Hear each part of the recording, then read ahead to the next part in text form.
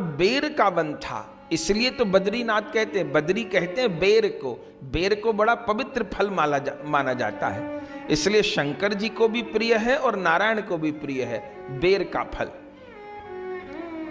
तो बेर कहां, वहां वन था, बद्री वन था, और वहीं दोनों पहाड़ों पर, पर्वतों पर दोनों भाई तप करने बैठ गए।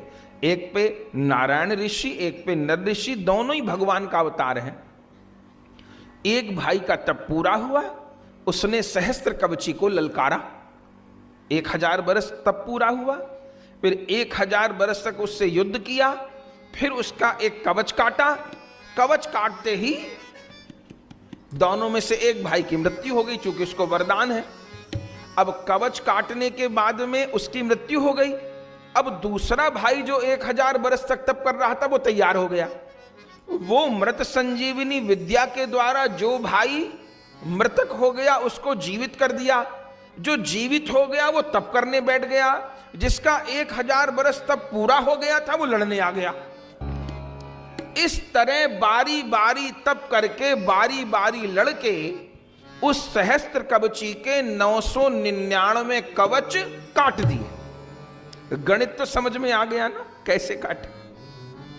जब 999 कवच उसके काट दिए तब वो घबराया, उसको लगा ये कौन है दोनों ऋषि, कभी एक भाई लड़ता है कभी दूसरा लड़ता है, तो लगता है योजना बना के आए।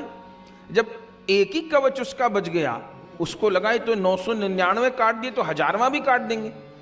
तब वो दैत्य सूर्य मंडल में प्रवेश कर गया। जब कुंती बुआ ने मंत्र का आह्वान किया, सूर्य भगवान प्रकट हुए और सूर्य भगवान ने कहा मैं कुछ ना कुछ तो दूंगा। तो जो कुंती बुआ के कर्ण से जो बालक प्रकट हुआ, कर्ण जिसको कहते हैं, वो कर्ण वास्तव में सहस्त्र कवची दैत्य ही है। जो जन्म से कर्ण कवच लेके आए, वो कवच कहां से आ गया उनके पास, वो उसी सहस्त्र कवची दैत्य का आखिरी कवच था जिसको लेके कर्ण पैदा हुए। पर ये जो कथा है ये है सतयुग की। कर्ण का जन्म हुआ द्वापर के अंत में, कलयुग से कुछ पहले। तो अब क्षमता कुछ कम हो गई थी, अब किसी 1000 वर्ष के तप की और 1000 वर्ष के युद्ध की जरूरत नहीं थी।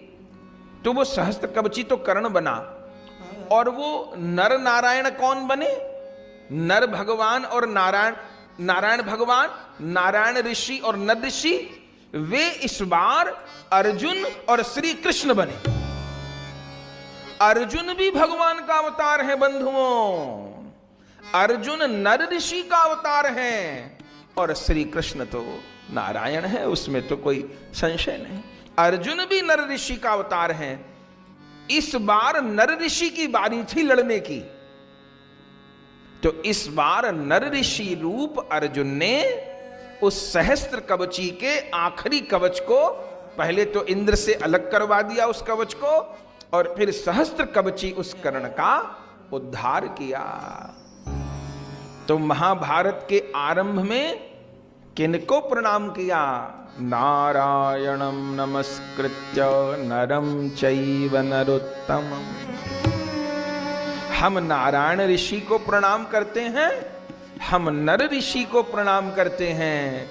कहिए बद्रीनाथ भगवान की, बद्रीनाथ धाम की।